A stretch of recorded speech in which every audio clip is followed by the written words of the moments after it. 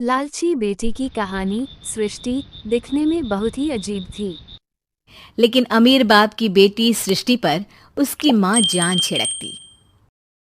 मेरी बेटी कितनी प्यारी है। भगवान सबको सृष्टि जैसी बेटी दे। सृष्टि धीरे धीरे बड़ी होती है। एक दिन सृष्टि की सहेली कहती है, तू दिखने में कितनी अजीब सी है, लेकिन मैं जानती हूँ हम सब में सबसे अच्छी शादी तो तेरी ही होगी। तेरे पापा अमीर जो हैं। और बता नहीं सकते यार, दहेज तो हर कोई देता है। ये क्या ज्यादा ले जाएगी अपने पति के लिए? अरे बड़े शहर में कोठी है इसके पापा की। अरे पापा की है ना, कौन सी इसकी है? इसकी होती तब तो कोई भी लड़का इससे शादी कर लेता। अरे पापा की मतलब पापा की है तो मेरी ही है ना? किसने कहा? अब तेरी तो तब होगी ना जब तेरा भाई ना हो। वैसे भी शादी के बाद सारी प्रॉपर्टी भाई के नाम होती है। सृष्टि समझ जाती है कि उसे किसी भी हालत में माँ बाप की सारी प्रॉपर्टी को अपने नाम करना है, लेकिन कैसे? एक दिन सृष्टि का भाई शीनू कहता है, बहन क्या कर रही है? तुझसे एक बात करनी है। अरे हाँ करना, मैं तो तेरी बहन हूँ। बहन मेरी लाइफ में ना एक लड़की है, बहुत अच्छी है। मैं सोच रहा हूँ माँ और पापा से बात करूँ शादी के लिए। सृष्टि को समझ में आ जाता है कि भाई की शादी होते ही भाभी उसे एक दिन भी घर में बर्दाश्त नहीं करेगी। क्या बात है भाई, बताना कौन है वो? यार वो बहुत अच्छी लड़की है, पढ़ी लिखी है, मेरे साथ जॉब भी करती है। बस एक प्रॉब्लम है। प्रॉब्लम? क्या प्रॉब्लम है भाई? यार वो शादीशुदा है, लेकिन उसके पति ने उसे सिर्फ इसलिए छोड़ दिया क्योंकि उसके माँ बाप दहेज नहीं दे पाए। सृष्टि ये सुनकर न जाने क्यों खुश हो जाती है। अरे भाई तो क्या हुआ, लड़की तुझे तो पसंद है ना? शीनू को लगता है कि बहन उसे समझ रही है।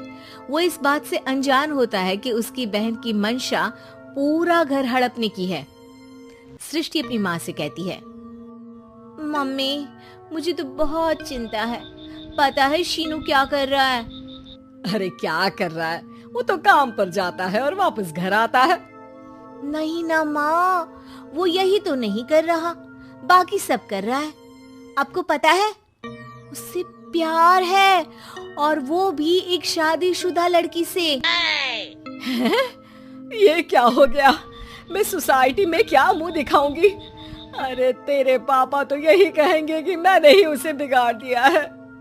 माँ देखो, मेरी बात मानो, पापा पर भी विश्वास करने की जरूरत नहीं है।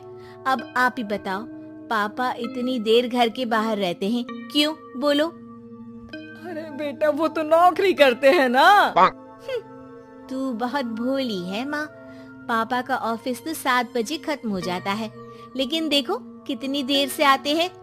अरे नहीं बेटा, ऐसी कोई बात नहीं है। सृष्टि माँ को एक औरत से बात करते पिता की फोटो दिखाती है। देखो माँ कैसे हैं पापा। मैं ना कहती थी कि पापा सही नहीं है। मैं तेरे पापा से बात करूंगी, दे फोटो मुझे। ओ माँ, वो तो डिलीट हो गई। लेकिन चल, तूने तो देख लिया ना। पापा से बाद में बात कर लेना, और हाँ मेरा नाम बिल्कुल मत लेना। हाँ माँ। अब क्या था, सृष्टि के माँ और पिता के बीच झगड़ा होना शुरू हो जाता है। सृष्टि के मन में क्या चल रहा था कोई नहीं जानता था। एक दिन, माँ सृष्टि के लिए एक लड़का देखा है, वो लोग शाम को उसे देखने आने वाले हैं। और हाँ माँ, एक खुशखबरी, मैं और पापा मिलकर एक नया बिजनेस ट्राई कर रहे हैं। शाम को लड़का आता है, सांवले रंग का। सृष्टि को तो बिल्कुल भी पसंद नहीं आता। लड़की की माँ कहती है, लड़की का चेहरा तो कोई खास नहीं, लेकिन अगर मेरे बेटे को आप लोग सेटल कर दें तो मैं उसकी शादी आपकी बेटी से करवा दूं। सृष्टि को लड़का बिल्कुल पसंद नहीं था। उसे भाई पर गुस्सा आ जाता है। लड़के वालों के जाने के बाद कहती है, माँ देखा शीनू मेरे लिए कैसा लड़का लेकर आया, न दिखाने लायक न सुनने लायक, सेटल भी नहीं, वो भी हम करे। अरे माँ, मैं जानती हूँ ये मेरी शादी किसी भी घर में क्यों करवाना चाहता है। अरे कैसी बात कर रही है बहन, तूने तो देखा ना, लड़के को मैंने ही मना कर दिया तुझसे शादी के लिए। जिसने लड़का बताया था उसने उसकी बहुत तारीफ की थी। बात आई गई हो जाती है, लेकिन सृष्टि का मन शांत नहीं होता। क्या करूँ, कुछ समझ में नहीं आ रहा। मेरी शादी हो गई तो ये लोग पूरी प्रॉपर्टी शीनू के नाम कर देंगे, मेरे हाथ तो कुछ लगेगा ही नहीं। तभी सृष्टि को आइडिया आता है। वो किसी वकील को फोन करती है। जी देखिए, अगर आपके मम्मी पापा का तलाक हो जाता है तो आपके पिता की आधी प्रॉपर्टी आपकी माँ के नाम हो जाएगी, फिर उसे वो किसी को भी दे सकती है। सृष्टि अब माँ को बेटे के खिलाफ भरती है। माँ, शीनू पर नजर रखा करो, वो जिस लड़की के प्यार में है ना वो शादीशुदा है। यहाँ आएगी, सारा पैसा, रुपया, जमीन, जायदाद सब हड़प लेगी। पापा का भी हाल तुमसे छुपा नहीं है। ऐसा ना हो कि मैं और आप एक दिन सड़क पर भीख मांगे। हे भगवान, मैं तो जीते जी मर जाऊंगी अगर ऐसा हो गया तो। ऐसा हो गया नहीं माँ, ऐसा ही होगा। अभी समय है, आगे का सोच लो। मैं तो कहती हूँ पापा से आधी प्रॉपर्टी लेकर अलग हो जाओ। पापा की आधी प्रॉपर्टी भी हम लोगों को अगर मिल जाती है ना तो अगले 7 जन्म सफल समझो। बेचारी माँ बेटी के कहने पर पति से तलाक लेकर अलग हो जाती है। सृष्टि अब पैसों से गाड़ी और अपने दूसरे महंगे शौक पूरे करने लगी। उसके दोस्त भी उसके पैसे इस्तेमाल करते। सृष्टि, कल तुम कहाँ थी? मैं सारा दिन घर पर अकेली थी। तो मैं क्या करूं? मैंने ठेका तो नहीं लिया है ना तुम्हें संभालने का। माँ को सृष्टि से ये उम्मीद नहीं थी। वो बैठकर रोने लगती है। वहीं उसका पति यानी कि सृष्टि के पिता आ जाते हैं। मैं जानता था कि तुम्हारा यही हाल होगा, तो आपने मुझे रोका क्यों नहीं? मैं रोकता तो तुम रुकती क्या? सृष्टि के कहने पर तुमने मुझ पर अपने बेटे पर शक किया, लेकिन तुम ये भूल गई कि कैसे हम दोनों ने मिलकर जीवन में इतना सब खड़ा किया।